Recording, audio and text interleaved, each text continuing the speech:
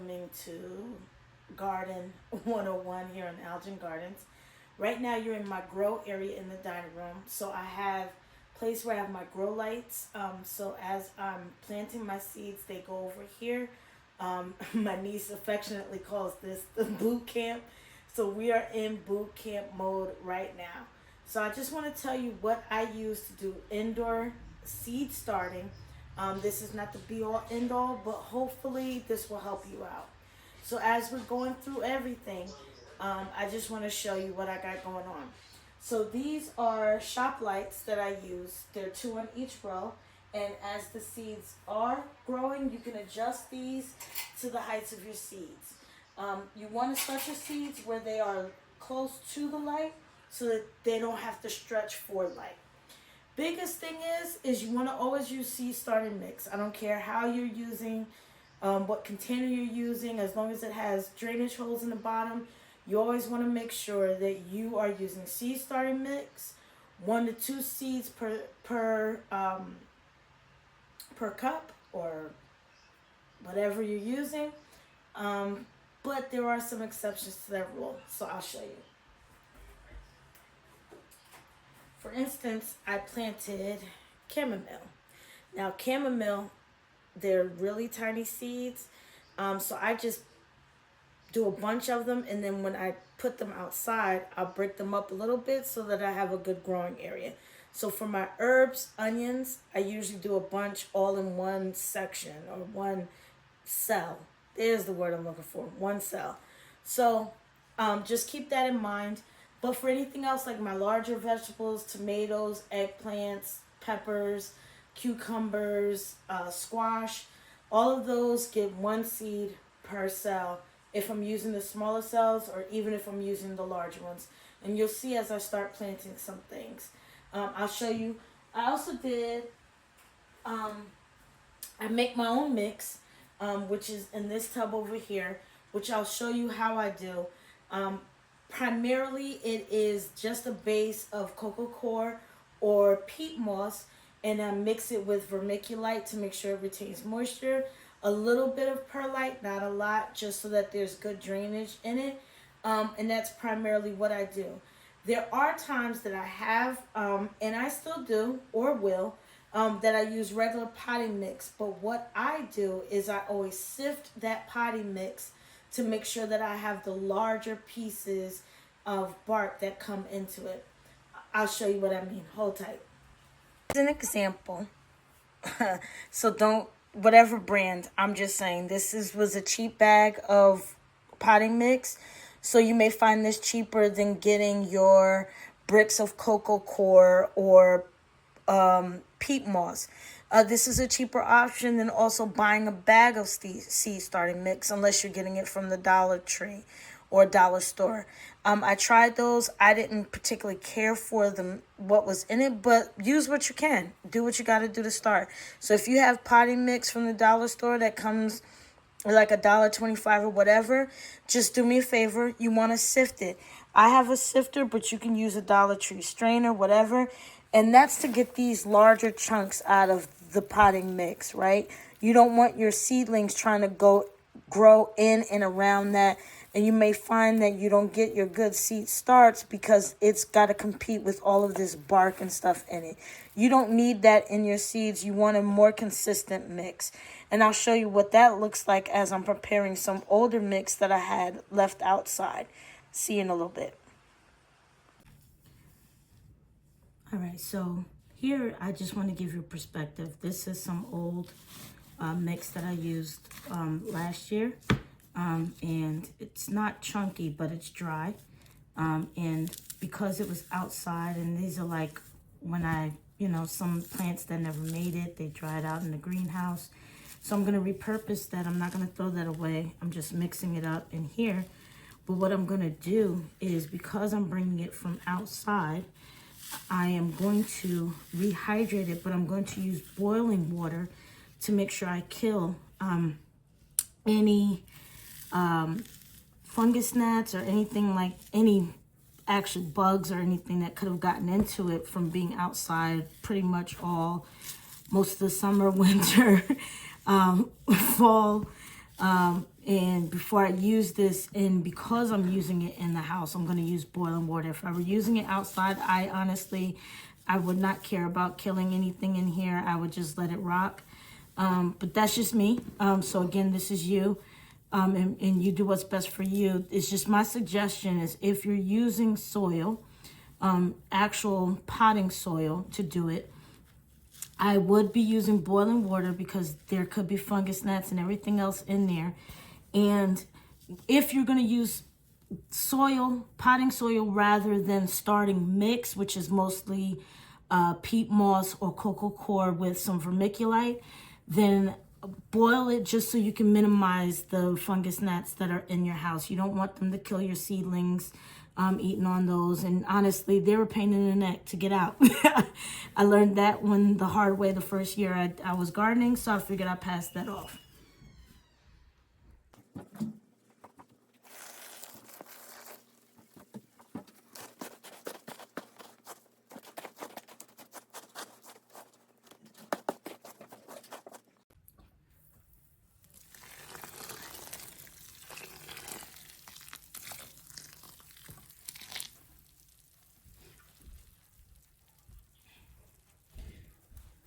Just making sure that everything is moist in here. This is, let's say this is a 14, yep, it's a 14-gallon tub. So you can imagine how much I'm using. So this is probably about 2 pasta pots worth of boiling water. You don't want it so that if you squeeze it, it's dripping, but you want it to the consistency where when you pull it, it can come apart easy, but it has moisture, if that makes sense. And yeah, that was hot, so don't do that. But we've got it good and incorporated now. And what I'm going to do is I'm going to put the lid on, and before I use this, obviously, I hope that's obvious, but if it's not, I'm going to let this cool down before I even attempt to put seedlings in here. But again, just making sure everything is nice and moist. It's got the hot water hitting it and soaking in that hot water, and it's going to act as an incubator in the sense that anything that is thriving in here, including nutrients, so let's be clear, including nutrients, is going to kill it. But I'm not really worried about nutrients for seedlings. I'll explain why in a little bit. Talk to you. So here's a better view of the consistency of when you moisten your soil, right? So a lot of difference. You don't see a lot of wood chips and everything in this. But what you do see is that it is dark, it's moist, it has water in it. But if you look, when I squeeze it, I'm not dripping all over the place. It stays kind of clumped together, but when I move it, it breaks up easily. That's a good consistency for the amount of moisture you want it. You don't want your starting soil to be too moist because you don't want it to rot up your seeds that you're planting, okay?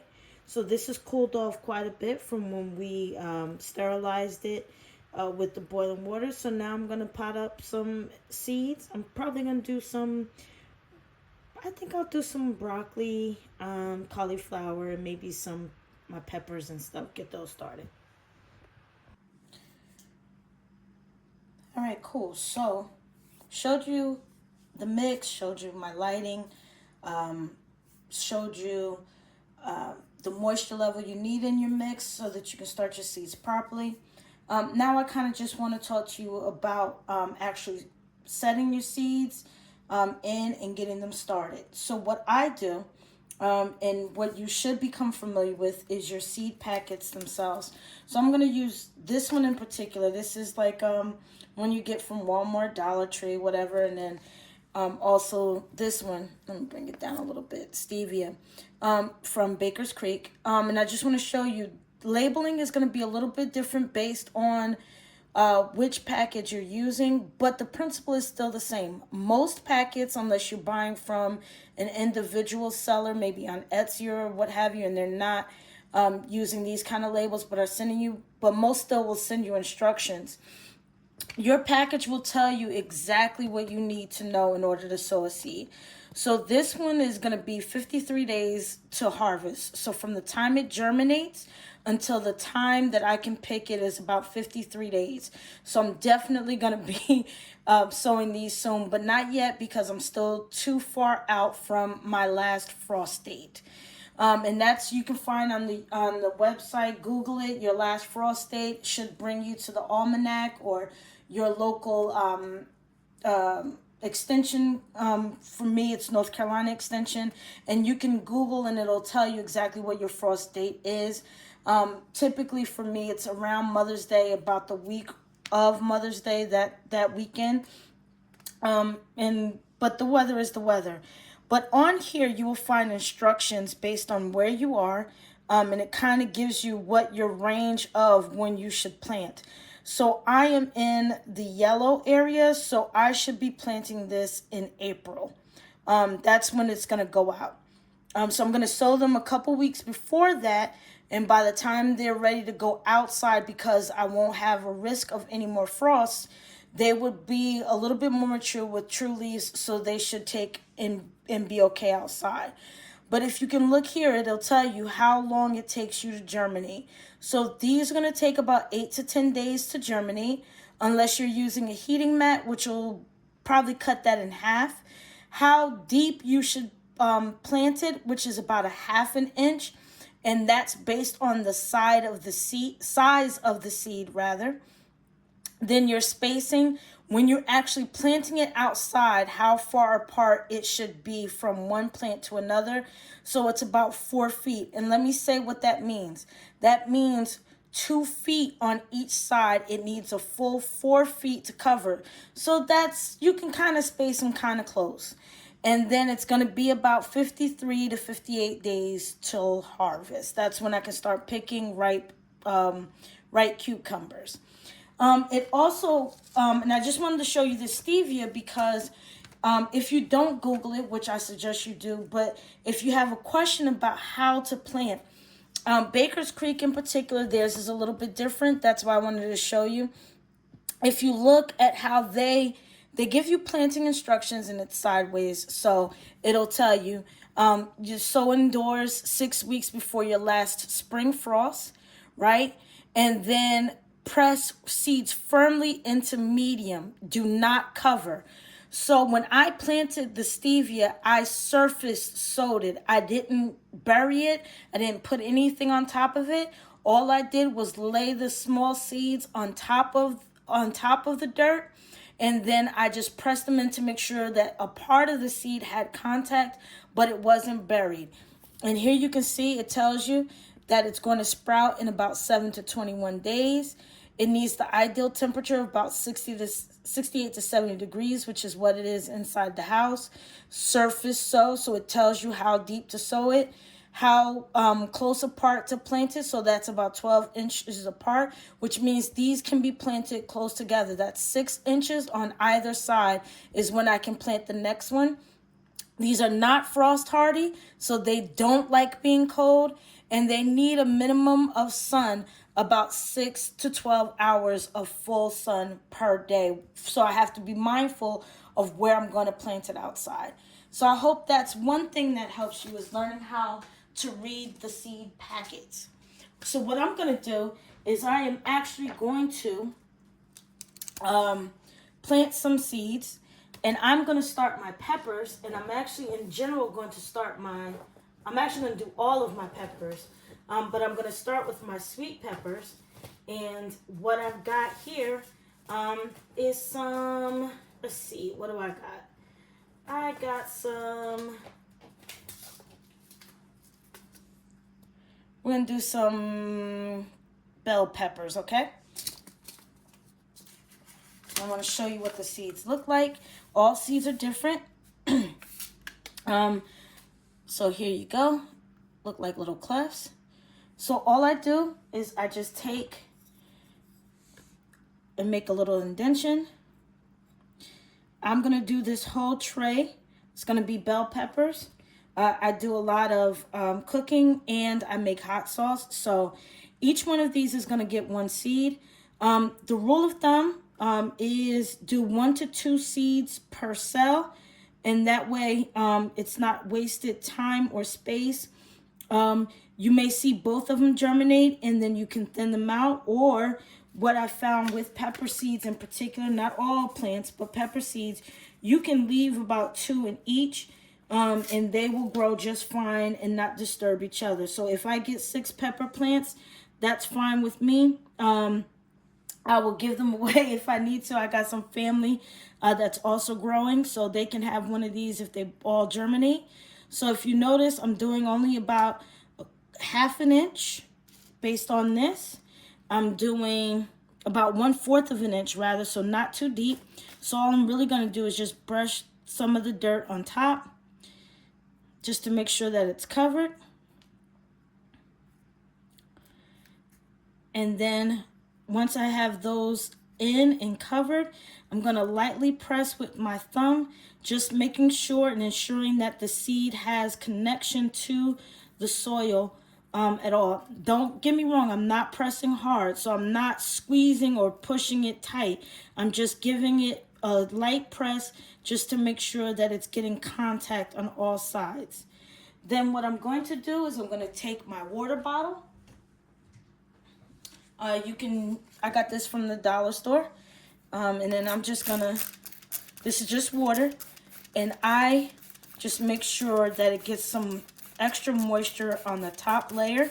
The entire time that I'm waiting for it to germinate, I'm gonna make sure that it stays moist. This is why you see some people use some type of lid or plastic on top to keep the moisture in while it's germinating. Because I use heating mats, and I'm not always careful of taking the dome off and on time. I don't typically use it a lot, anything on top, but you're more than welcome to. You just want to be mindful that you don't want to keep it on all the time. You want to give that humidity a chance to air out so that you're not introducing fungus into the plants or into the seed starting, because that can damage the seedlings as it's trying to germinate. After that, I take a label, and again, I'm using these, but you'll see on some of my plants as we go through, I had some, what do you call these? Some craft sticks. I got some here. Some craft sticks to label, but I have some of these, so I'm going to use some of these. All I do is make sure you're labeling your seeds so you know what it is, because that's the tragedy of it. So we're going to call these bell peppers.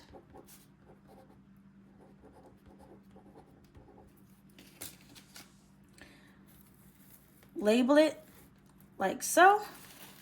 And now this is going to go into my larger tray. Let me take you with me. My larger tray, and I just lay these here. And then I'll fill these up with a bunch of different peppers all labeled.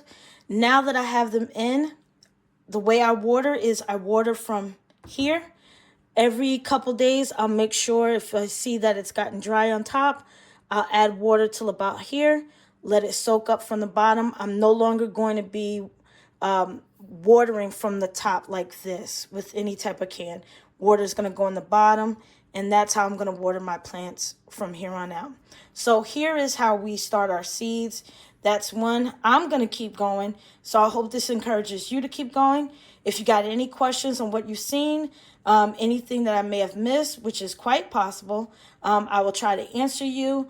Or reply with another video just to make sure I clarify for you. Happy planting. May God bless your harvest, and we'll see you next time.